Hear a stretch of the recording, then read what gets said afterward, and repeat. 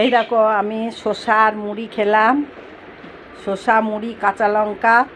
আর এই দেখো এটা কে খাচ্ছে জানি না। দেখো দেখো এক গামলা ভিজে ভাত নিয়ে বসেছে। তোমরা কেউ খাও ভিজে ভাত? বলো তো কে কে খাও, খেলে চলে এসো।